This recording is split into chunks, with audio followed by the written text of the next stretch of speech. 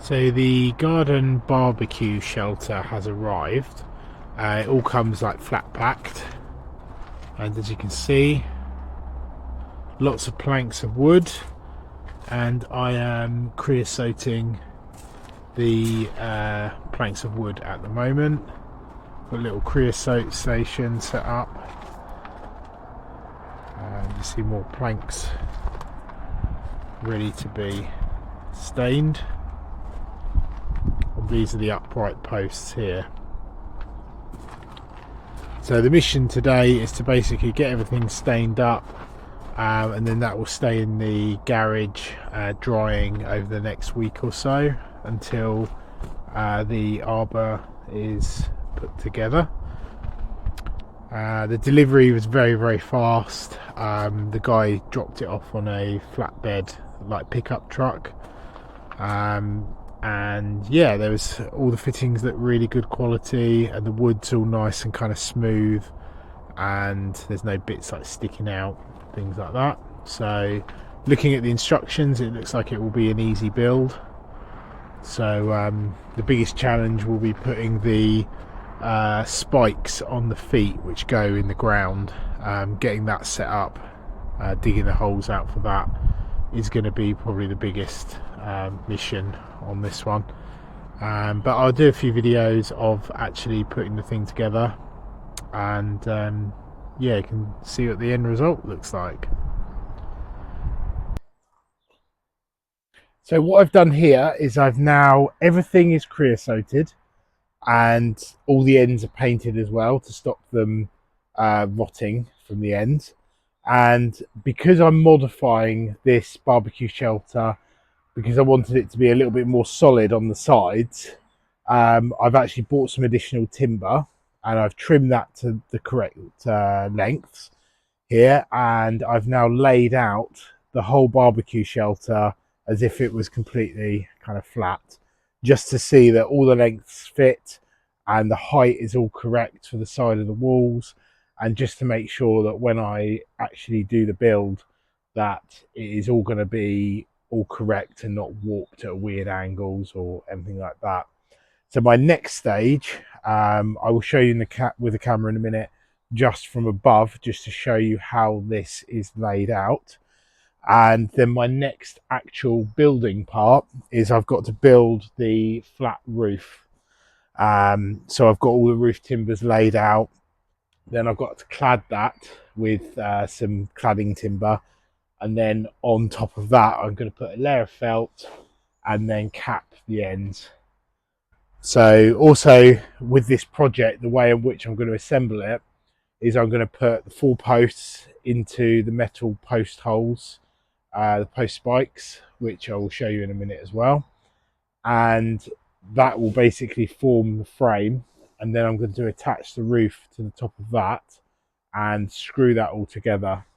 Then I know that the roof and the sides and everything will then work exactly how it should do, and then it is literally just a case of cladding the sides, which is very easy. It's just overlapping on the back the timber over the posts and screwing that into position. And on the sides there is 2 sort of battens that run down the side of the actual posts, and then the cladding material just screws to that. Okay, so looking from above, this is the center section, which has the decorative panel in the back, and then there's 4 pieces of wood which sit either side of that for decoration. And then the back panel is made out of gravel boards, which were purchased at the same time. By the way, this kit came from Edex, very good company. Delivery was really good. This is how it should look, but mine will basically not have the gaps on the side and the back there. And on the right hand side it will be completely solid right up to the roof, just for privacy. So you can see here we've got the frame, which is got angles cut at the ends. I don't know whether you can see it, but it basically just sits at a slight angle to allow the water to flow off. And then this is the cladding timber on there as well. And then this is the front piece of wood, the long one, and the two sides, which again have cut angles on them. It's hard to show actually with the camera. This is the side panel, which will actually be on the right hand side of the shelter, which is solid all the way up to the roof, and that's just to provide privacy from the drive and kind of from the front as people walk past, although the vegetation should help with that. And then this side, I'm going to clad it halfway up as it basically was in the original design. Hope this is going to show it on the video, but I've essentially positioned the spikes roughly where they should go. You can see my soil is very chalky. That's not snow. Ground's pretty frozen today though. We had a -3 last night, so it's a bit crunchy. But it kind of helps me with this build actually, because it means that the ground is not soaking wet and less likely to slip on there as well. So with this, with the spikes roughly in place, I will run a spirit level across them just to make sure that they are all at a rough level. And then, yeah, next part of the build will be to put the 4 posts in position and then attach the roof to that. I may have to put a little bit of cladding material on the side just to physically hold it in place so that it doesn't kind of fall over. So with the meta posts all set at their levels, the upright posts were basically put into position, and I have used timber for the various sides to screw together at the base to make sure everything lines up and everything is square. And I haven't backfilled the holes yet because I want the flexibility in case the roof needs altering slightly. So the next stage is to lift the roof onto the uprights. So the roof is now in position, and I have double screwed it on this side here, and that's on each one of the posts. And you can see it's ready to now clad on the sides. And here we see the pitch of the roof, so you can see where the water is going to run off towards the back of the shelter. And yes, I haven't filled the holes in yet, but once the cladding is done, it will all get backfilled. Okay, and here is the final build. I've also installed a few stepping stones, which I picked up over Christmas. And I built like a little bench, which has a really nice view across the garden. So since the last little video I did, basically I've just clad the frame all around it, and I felted the roof as well just to protect it, because it was obviously just planks of wood. So you can see up there, that is all felted, and the end caps hold it all on. But obviously on the inside you've got the nice looking wood rather than anything ugly like chipboard or anything like that. So when you're seated in the position, you've got this view out to the front, which just to the left there will be where the big boutia palm will be.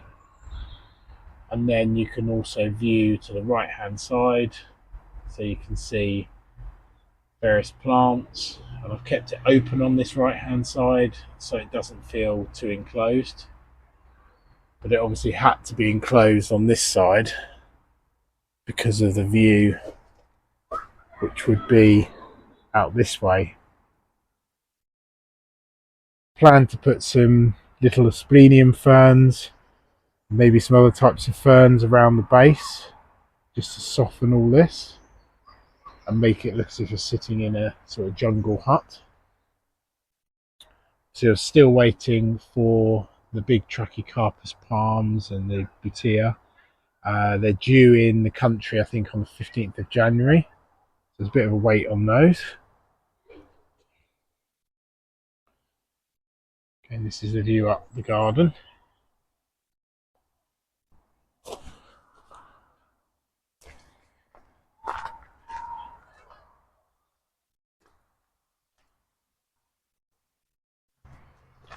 Just give you some different views of it.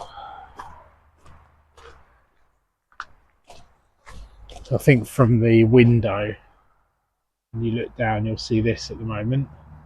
Obviously, the house is still not hidden. But once those palms arrive, and I'll probably get some more phormiums and a few bits to fill in as well. It's been a cold day today, but it has been sunny, which has really helped.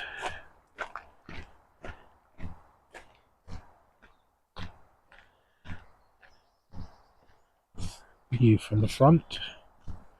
So I've put the log edging in. I still need to wood chip up to it. I've still got a lot more plants going in yet. So this is the view from the front. It's now partially obscuring the front. This is what I really wanted. Actually, from the path outside, it actually hides it quite well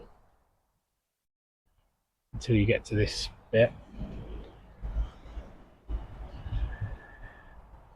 I've got a load of wood chip which I've brought home from work, and at the moment I've just dumped it in piles, and that's just so that I can, get it on site, and then I can move it around when it's less frosty.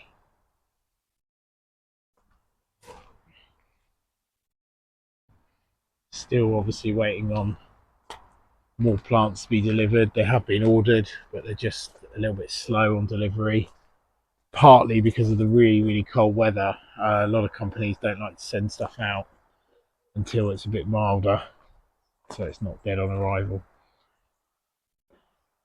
So yeah, I hope you've enjoyed this little video just showing the making of the jungle hut. Obviously it's not completed yet. I'm still going to put some little solar. I've got some solar lights which came with the actual build, and yeah, I'm going to add a few bits to it just to make it look a little bit more jungly on there. So I'll put the lights on tomorrow. But yeah, really pleased with the build. The kit was easy to put together. A little bit of tweaking required, but that was because of my own changes that I wanted to make to it. But if I'd followed obviously the instructions and built it how it's supposed to be, it would look a little bit different, and it would have gone together obviously quicker. But I needed that privacy really on there. So yeah, so I hope you've enjoyed watching these little videos, and I will see you next time.